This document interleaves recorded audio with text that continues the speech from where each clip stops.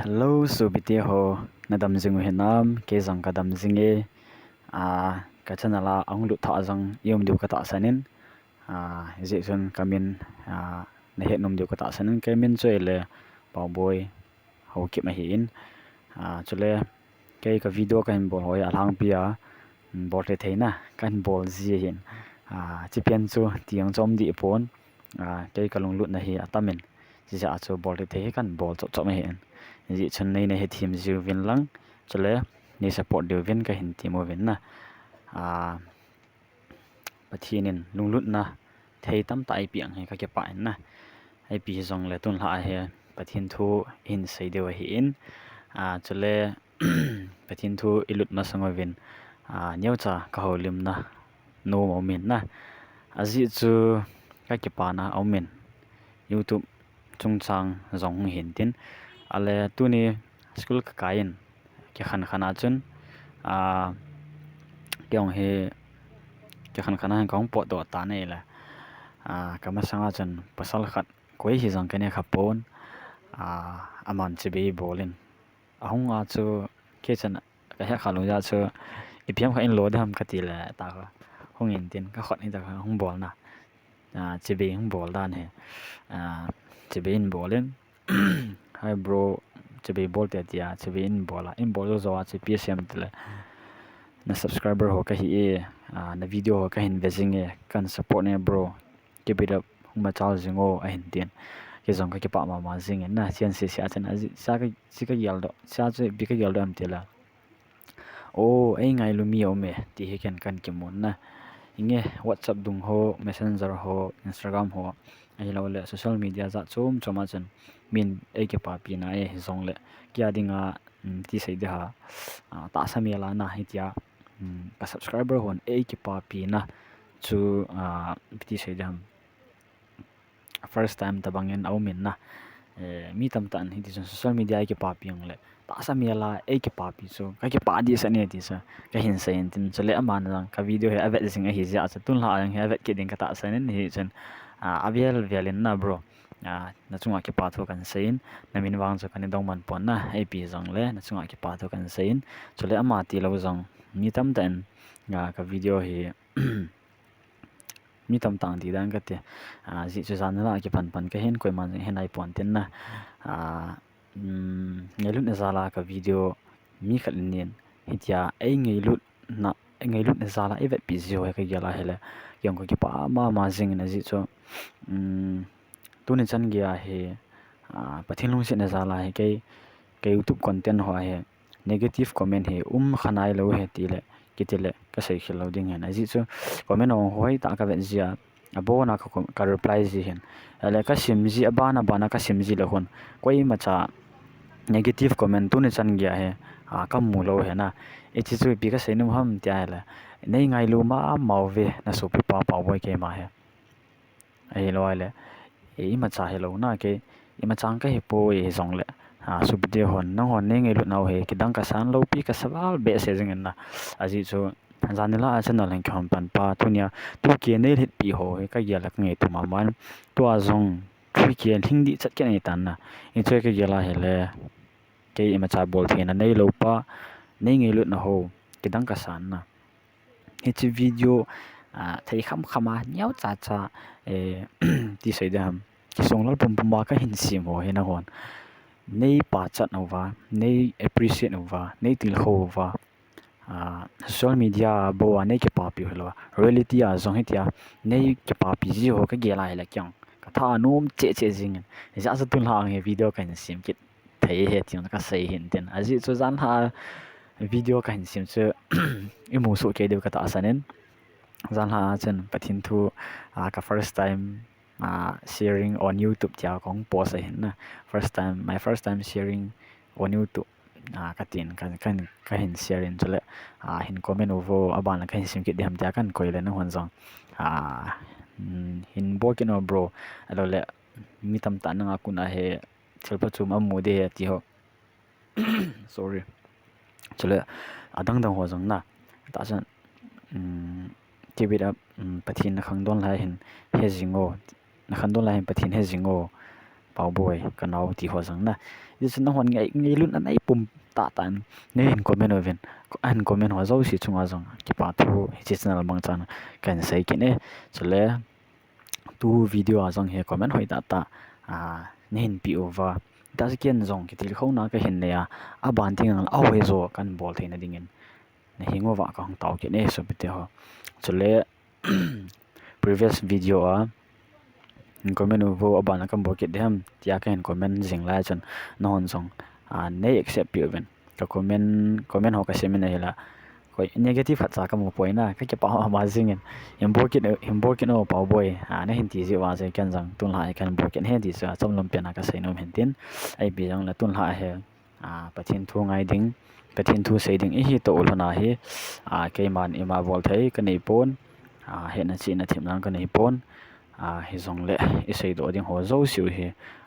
pathinin na tu le tua hin het sa alung thima he thuan se na nong ho angai hon na hin pat chum pi theina diwa wa he pan kala gu na hin na tunin ke ma het na imam poi si sia chu to ai pan pi na cham cha kan thum de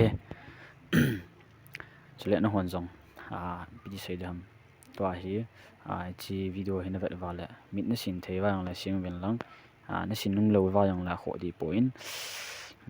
taung ke te cham khat cái bảo vệ hệ pa na lung sit na ngay lu na te ho na ngay nei chan vin cái hi in chule tua ngai do ho zo si ding pathin thu ngai ding ho zo si ka su piti ho zo si lung se tan he pa tun la pha na hin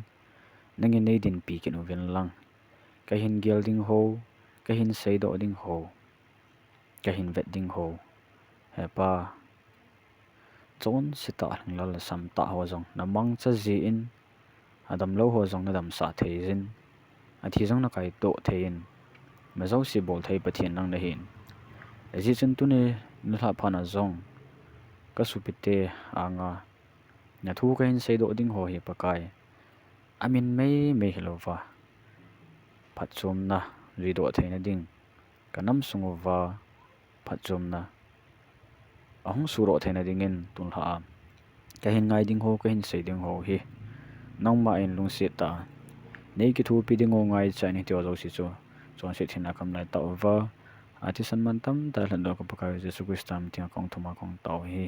amen tau na su ki chai ki tan ai yong le tu hin pathin thu la chun ani lo tau hitin ton la hin ki pom ma jingin Bible hi ban nei chan ka hin phet ni na hi le pathinin tunel dinga na ai di sa piu khat chomin chu ani sim do tin na chule english power zong ka hin sim ding hi in english power ka hin sim ma sanga he tha do ku ki power ka hin sim ma sat ding hin tin ji chu tha do ku ki understand lo zong mi kyu ma hin na za chu tha do ku ki understand lo ho chun english power understand tai diu ka dei ya chu ka hin sei ding hin tin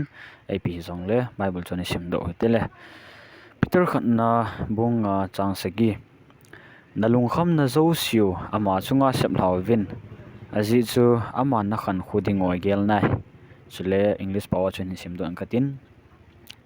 Bible hi an yau pian hi english pian hi ga ve sang yong khat le kan sim ma sangin si kan man ji de he pathinan dam nai pi wa le chi hi kan man jing di hin english bible new testament sermon proverb chi pian ko hin na alen semin kate peter khat na bunga chang segi casting all your anxieties on him because he cares for you khat ve sim do ken kate peter 1 Peter chapter 5 verse 7 casting all your anxieties on him because he cares for you akitin nis pawachun pathin thu isim do na ho abon chekezin pathinin ichi pathin thu hin ngai ho zo si pathei bo pi chi taw hen chu bible chang in sim ha naung hin tin ka ki pa ma zingin tunia pathin thu sei thei dia kom ka gel le man tam ka sama ma zingin azi chu khangdong ka chan hom pi mi tam ta koi ma ka dim na wang chei poi he zong le tu lai khangdong tam ta lo chang ne lo chang ke ka a hi lo le hi ta chuni sa za chom choma ke sabui za la hitia pathin thu sei gilkil na ka nei bai ka gela hi le man tam ka sama ma zinge tiang chu pathin lo pi dia ka sei do num hin tin azi chu kyang kum som la ko chapang gol hang ka hin la yin na case stage me 18 19 20 years old mi ka vet ai le mi asi ka tam thema ma zingen choi ka muzi ting le ka puna ma zing zin ka ki gelin mi hitin zong le ei ben tia he ta ki gel hana nei puma he ka thang to ma he le ken zong na sa ta he pan ka hin la hin tin ei bi zong le amu za la he ayong ki til kho ki ji hin na pathin ka thang wa tho thoin ke mo za la he ki til kho thei ken hin among chu oi mo thei di pon thil chu siam la phau min a phawm le a sio min ani nya chu ki mix a hin asi ho za la chu ki pathei a pha ho za la chu asi ngom kin na ta ho abung butunga le le hin pathin thil hi em zo si a thing se na si min ai pi zong le bible nga chun lut hoi tin tar khat na bunga chang se gya chun adi sanin tu la hen gal lai hi to lana hi khat chin ki dong leo han alung kham zang yum dingo alung kham lo zang yum dingo na hinge ke wang cha thing a cha kalung kham lo he gal lai he ipisa kalung kham lo ham itia hele lagau di chat nei ho wang lagau di chat nei ho wang he leisna hin lung kham na ani po ve ti ka sei no men he ipija ka yim de hamna ima ka yim lo de pathinun zalin 2000 chat lang so 20 ham 21 ham chat so kani khat ke tan na e zong le kang la kang ki tha hol ke nan tin ka khu wa han ke moment chi ke ma je kyang chi kuma pana chu hung ping tha ka hin chi ke ma chu ken zong na sa ta da chi kiel do na ka hin ya pathin anga ka chon sit na ho ngei dam ka hin thom zo pan chun lei si chunga hin lung kham ki ti mong he ka nei thei pon ka china zo sa hin ka mongin ka changa kon zong la ka mongin mi to kon zong la ka mongin hai lai ka hlat na hai zong la ka mong thein ai pi zong la lung mun nei ki ti hi nei anga yin a thing a sei dinga wang lung mun na ai lo le lung kham na nei mi ho hi pathin ha bial lo ho hiding ham tin zong ka gial mo pon aji chu mi hem ki ti hi ilung kham thea sorry iti sei de ham ki chat na thiding ki chat na in nei thia lawang chu a ping tha nai lo i hi diu he ti wang he ke man ka pom khat che hin aji chu i pin tha nai lo ya chu ki cha he na thi de chu christian cha khan i hi wa pathin ta san i hi ta ole thiding wang i ki chat lo diu he ti he pathin lo pina ka phon do no me aji chu thina ki ti hi nge a thiding mong chu hinaw ve zong le thina ki chat na gari towa accident a thiding ki chat ho ping tha lo ka koi he aji chu i thi ding chu ti se dem a ping tha ya la sen ki chalo de aji chu van gam lu ding so ki tan na ja chu pin tha he ki chat ngai lo he sorry thiding hi ki chat ngai lo he na ja chu tuning ki tha ho lo hi tin lagau di ta he ineu he nam na ik khol du hin de ma jing aji chu galai zong a hi in galai hi in itai thi du hamang ki sei thei poi na alo la gala kuna zong hi ing hin do wa ta chu gala hin do wa zong le mun hoi lam khana wang chu ithi te du hi ing khan li nu zui wa he miem hi ithi na pa ne ki sei thelo da mo zong ki thi thei garex da na ki thi thei building chungai ke le ha na ki thi thei ki pal hu mai myang ki thi thei heart stroke ang ki thi thei bp sang na zong ki thi thei za chum thi na za chum moment he chila he nang le ke ipai thi dem ki sei thei poi ji chun tunin pathinin ama ta san ta ding ai lo le ama he bial ta ding in ai de sa we ti hi isei do no mo a hi e chole tunin ke gelo tin lung kham na nei mi hi kha wa la wang chu pathin ta san nai lo pathin bial hat lo mi hi du he ti ikla chi du ikitim no mo ve ji chun pathin nei mi chu alung kham ngei pon pathin nei mi chu buina nei ngei pon pathin nei mi chu kichat na anei poi ti hi hawang san ta ken jong ka phun ngam he ji chu pathin inei tingai le hin mim khat chun pathin nei ting le buina khat cham poi buina him khat cha hin khwai nam poi ipi mom tele ki pa na nupsa na lungmon na halna nuina kiti ho aphalang bau se ni umei tai pathin nei ting le pathin nia hele chun mi vet da pian nuang so ki lung sit jing he mi vet da pian pa ki lung sit jing he thil si gial nu e gial pa chung ang chu thil pa ke mo gial jing he pathin nei te chana a phat dan sa ala tunia chu tabang mi chu hi nam ting ki khol ki no heten tunian vet da mi eni wa hele pathin cha hi po ve ti ka sei no men mi sei si ziuvam mi sei si hoi pathin cha ki te poi na bible na sei chala pathin nei mi chu ngei lut na nei chu pathin nei he ati na he zon la khun ji chun ki kholu hetin tunin pathin nei mi mo hiu nam na ki kholu hetin pathin nei mi ho wala chun mi se ji lo du he ti hi ai ho le ai ho ni khet thewe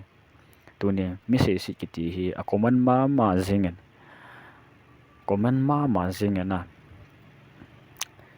ekam khelen mi ga ki sei si hi jong le ilung thi mai ki sei si pa jong hi ki sei na lung thi ma jong hi thil si gel pa wa chon si ki thau hi ke jong kal hin zo poi no jong na hin zo lo du hi mi him zo si hi ni te ni ki man cha na he thil si ke gel te hi ken jong tu ni mai me ka gel do zan he tam he pathin jong bo na he ni chi chu hin na ja chu la si le alo le sun jong le jing ka si ang le ta ki han jing ngai he ni te na chon si hi ji wen chen satan gal san hin lai wen nai chale sin hai le si chunga ka christian alo le ka pathin mi ati pian hon jong alung thi ma he thil giel na chon sin alung thim nei alo le ta cha sit na giel mi sei sit ti oi jing he ji chale sin a hing lai ji wen ji chun sei num pi piano cha tunin galin e win na satain mi zong tam tai che tawen hui vieng ho zong tam ta kya la tan chule nunga mial hoi ta mial hoi lai anu le pan sanadip tui dip ma dip la ya mai lei hon dei lo bola a bola a tha ho non so tha mial se ta tha wa chule golong mial hoi ta tha lai ho zong alol kya na a khot kitana kyang kitana ponan ta wa chu tu chunga la hin imu tawen kia dinga song ka hin khwa record khat chai tan ka history khat nei ta in ka gal tu ma sat pe nei tan chemel he gal he kong pina pana na ka gala wang chun ka pin zong la kan chapan na lai ding elo la ka mu man lo zong he mai theina ka mu man lo wang ka he na hen tu chung he ka ya dinga ka mit ta gal ka tu hi a hin na lai in hi chun tu nên nó khoa hen gà là tu là ilung khăm mồm na ilung khăm lâu du he tu này good news và thế nên hệ sao he cho vang ilung khăm lâu du he hi chừng gà là he bizina meti ai le he chi Bible en ai sai pi tao sala na lung khăm na dấu siêu na lung khăm na dấu si siêu na lung khăm na dấu siêu ama chunga sep hau vin azi chu ama na khan khuding wa gel na tin hi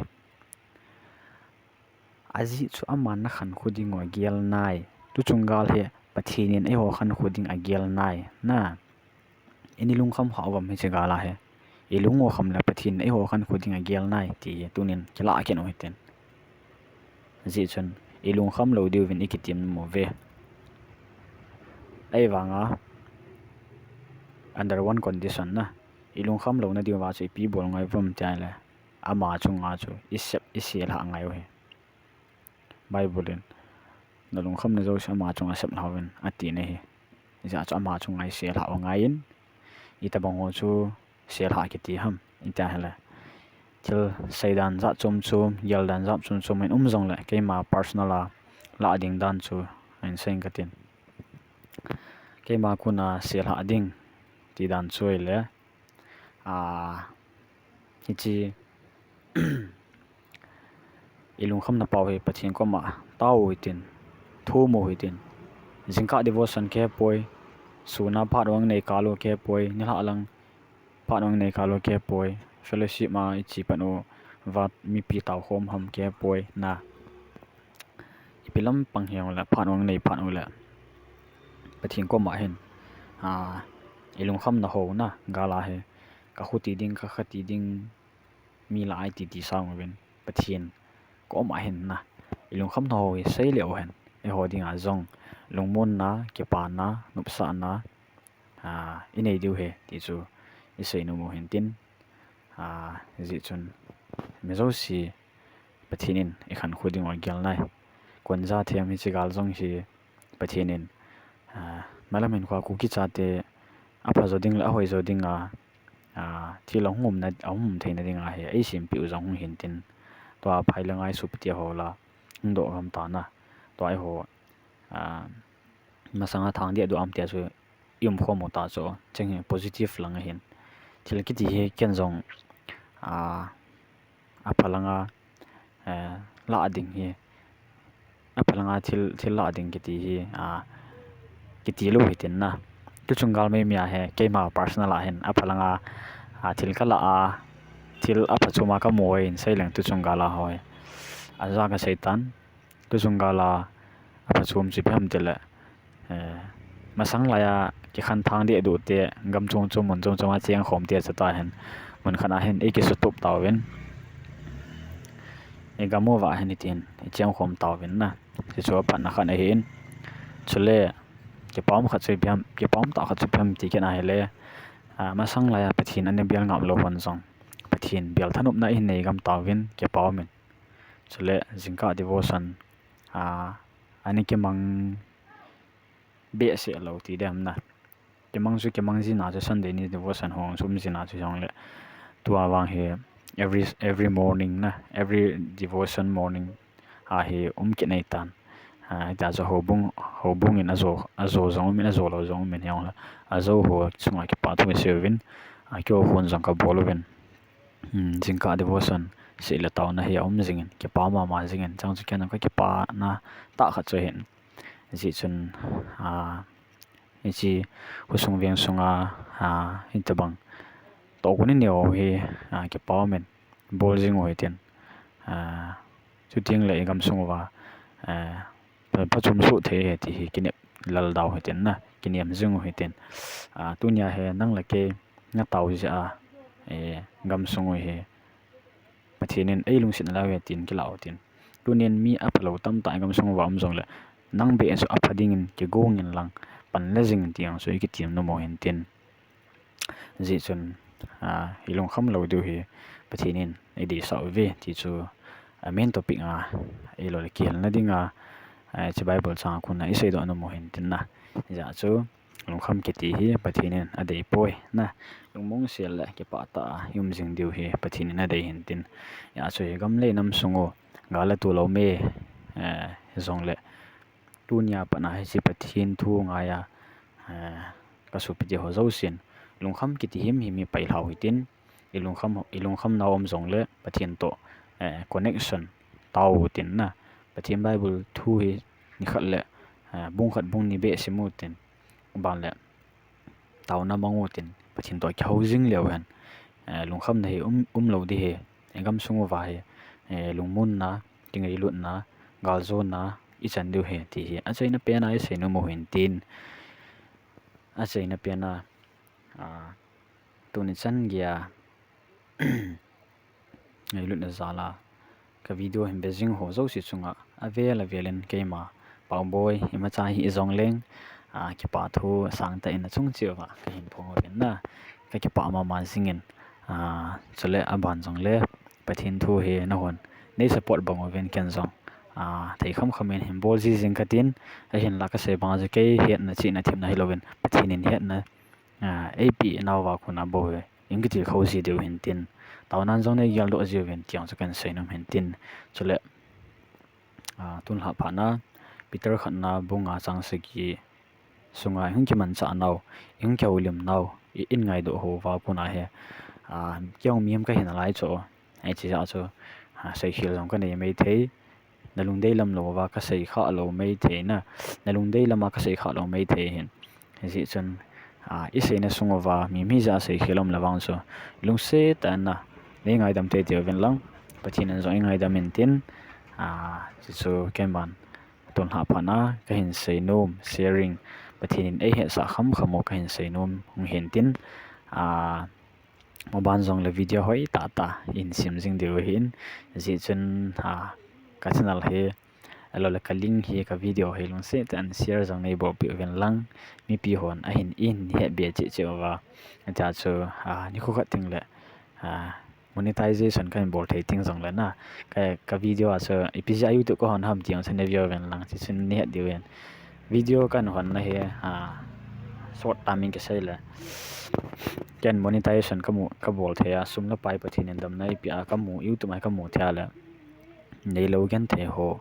saga ho nu le pa nei lo ho mei thai ho ka ki thu pi gu na hin chi sum ho he ke ma von dei ngei chat ho ke cho gut na ka man gu na hi pon nei lo gen the ho ki thu pi na dinga he